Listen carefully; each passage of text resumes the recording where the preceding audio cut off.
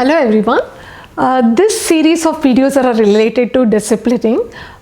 So first, in terms of disciplining, we would say that check with the basic needs of the child. If the child is not behaving in a proper way, it might be because child might be hungry, thirsty, sleepy, or any body pains or fever or thing. So first look in whether basic needs of the child are fulfilled or not.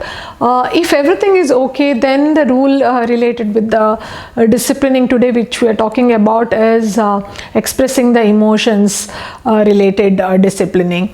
So in very small children, language is not fully developed. So emotions, varied types of emotions, if they're happy, joyous, or sad, angry, irritated, so to express them, it's through language. They are still in the mode of developing the language. So what happens is, when the child is angry, irritated, sad, or joyous also, sometimes the child bites, bangs its head, or might be kick someone, or throw some toys or things which is there in the hand, throw it.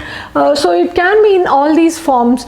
So when we get such kind of a behavior with the child, wherein the child's emotions, the child is expressing, hurting others or self, or destroying the things, so you can get in the mode of labeling the name of the label, in the sense naming the emotion of the child. If it is anger, this is sad or irritated, first making sure that the child knows that you understood child's emotion. This is very important to soothe the child.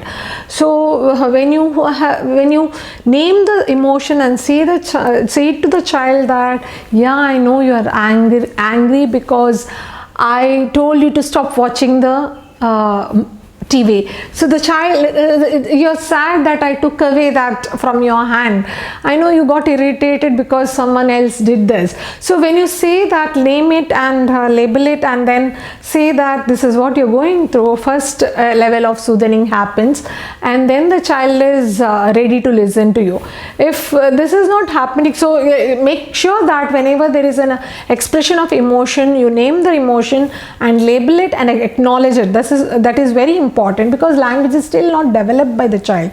So once the child is, then you attain to the behavior what the child has done. Probably if the child has biting, or the child has grabbed something from the other child's hand, or child has pulled or thrown something, so then you can always, once the acknowledging is over, then you can always tell the child it is okay to feel but not okay, very firmly, that saying, the addressing then and there itself, taking the child away from that place, addressing individually that what the child has done is completely not acceptable.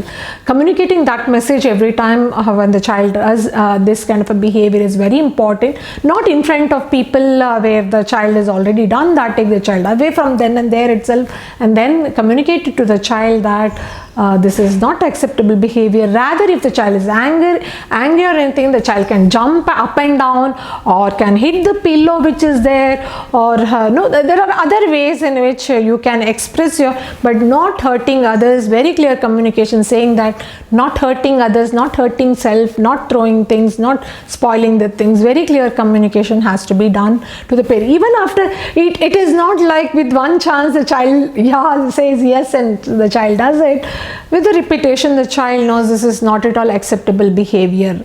So this is one way in which you can, if the child's language is not fully developed and doing such types of tantrums, you can discipline. The other way in which is, already the child knows to speak, and then the child is behaving this particular way. So then the child has to know the emotions, and expressing it is very important in words.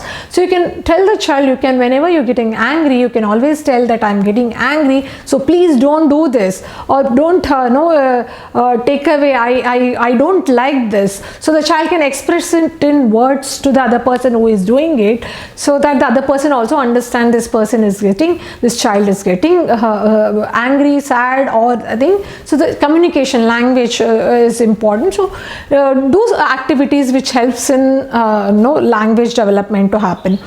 So this is one of the ways in which we say emotions, if it is addressed, acknowledged, and if the child knows to name the emotions, and once the language is developed, the child knows to express it, and if the child is getting irritated, angry, the behavior is not acceptable, where the emotions are acceptable but not the behavior, communicating then and there itself, it's the way in which you can discipline your child related with.